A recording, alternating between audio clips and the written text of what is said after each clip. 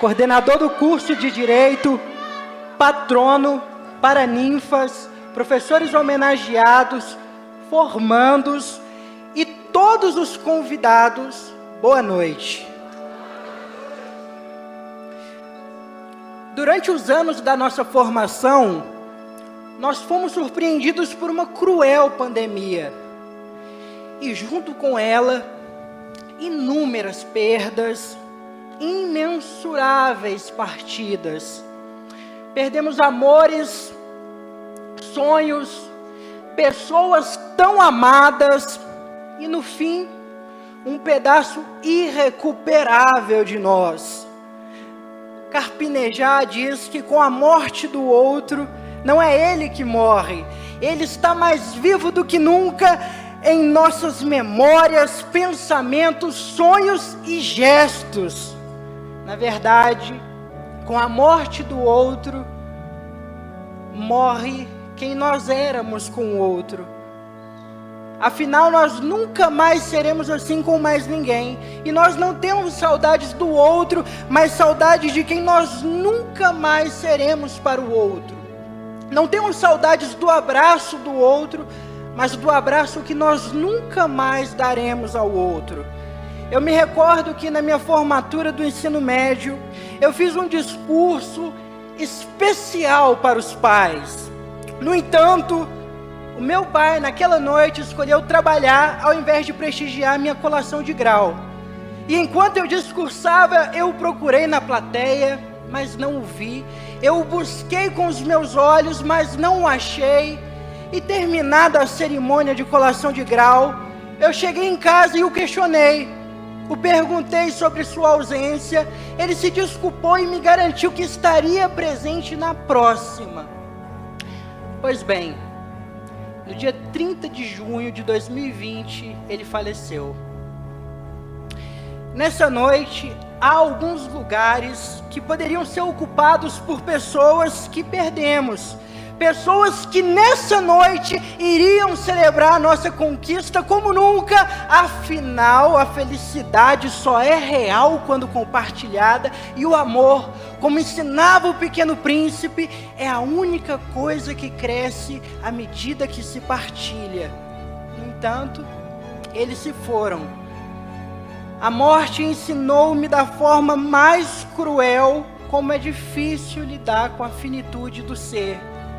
No entanto, eis a preciosa lição que aprendi durante o luto.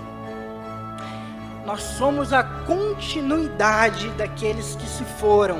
Existe em nós traços biológicos, afetivos, psicológicos ou culturais dos nossos pais, avós, amigos, daqueles que já não mais estão aqui.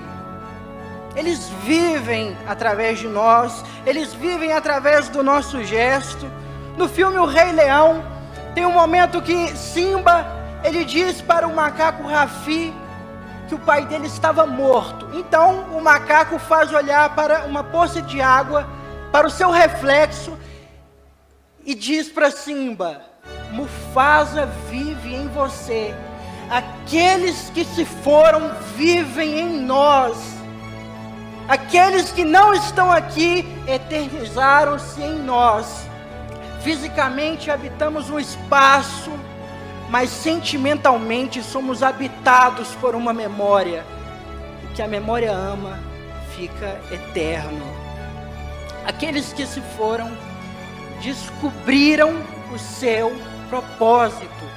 Quero convidar a plateia nesse momento a se virar para a pessoa que está do lado e falar para ela: descubra o seu propósito. Para outra pessoa do outro lado: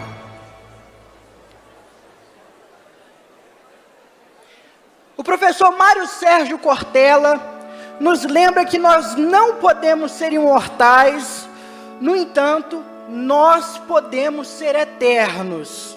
Nós não podemos fugir da morte, mas podemos nos eternizar nas pessoas. Nós queremos tanto adiar a nossa finitude, mas nunca o conseguiremos. No entanto, no dia que eu me for e eu me vou, só haverá uma forma de ficar nos outros. O epitáfio de Mário Quintana, isto é, a frase gravada na lápide do seu túmulo diz: eu não estou aqui. Onde está Mário Quintana? Onde está Mário Quintana? Ele está na poesia que escreveu, ele está nas almas que tocou, ele está na amizade que repartiu, na sexualidade que assumiu. Ele encontrou um propósito para viver, e quem não encontra um propósito para viver, nunca encontrará se preparado para morrer. Portanto, pergunto-lhe, qual o seu propósito? Por que vocês cursaram Direito e Psicologia por 5 anos? No início do curso de Direito, eu disse a mim mesmo: preciso me encontrar no direito. E hoje nós estamos no topo da montanha e novamente pergunto: por que subimos? Por que existimos? Por que nos movemos? Por que vivemos? Demore o tempo que for para descobrir o que você quer da vida. No entanto, quando descobrir, ante nenhum pretexto recue. E como ensinava o professor Clóvis de Barros, para trás nem para pegar impulso. Durante a Segunda Guerra Mundial, o pai da logoterapia, Viktor Frankl, ele foi preso em um campo de concentração, e naquele lugar cruel, ele observava como alguns judeus se matavam e outros decidiam viver mais um dia. E ele entendeu que o sofrimento, ele deixa de ser sofrimento no momento em que encontra sentido. Portanto, descubra o seu propósito. Descubra o seu porquê. O Senhor disse através do profeta Jeremias: sou eu que conheço os planos que eu tenho para vocês, planos de fazê-los prosperar e não de causar dano, plano de dar a vocês esperança e um futuro. Você é único e o seu propósito é singular e pessoalíssimo. Por isso, não viva de forma diminuta, paupérrima e egoísta. É preciso lembrar que os rios não bebem a própria água, as árvores não comem os próprios frutos, o sol não brilha para si mesmo e as flores não espalham a sua fragrância para si.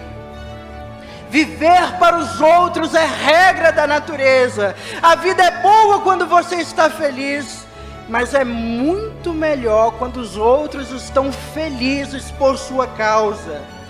Descubra o seu propósito. Torna-te, portanto, necessário a alguém. Eternize-se nos outros. Nesse momento, por 30 segundos, eu gostaria de pedir à plateia para que levantasse os 2 dedos indicadores, como estou fazendo aqui, e comece a bater um no outro. Isso. Esse é o som, esse é o impacto, continue, que uma pessoa que descobriu o seu propósito causa no ambiente. Agora com 2 dedos. Agora não são uma, mas são 2 pessoas que impactam esse ambiente porque descobriram e estão vivendo o seu propósito. Agora 3. Agora são 3 pessoas que descobriram e estão vivendo o seu propósito. Esse é o impacto que causam no ambiente. Agora com 4. Agora são 4 pessoas. Você ouve? Agora com todos os dedos. Esse é o impacto que causaremos na sociedade quando vivermos para os outros. Hoje é o dia da glória de fazer história. Portanto, como ensinava o professor John Keating na Sociedade dos Poetas Mortos, carpe diem, aproveitem o momento. Boa noite.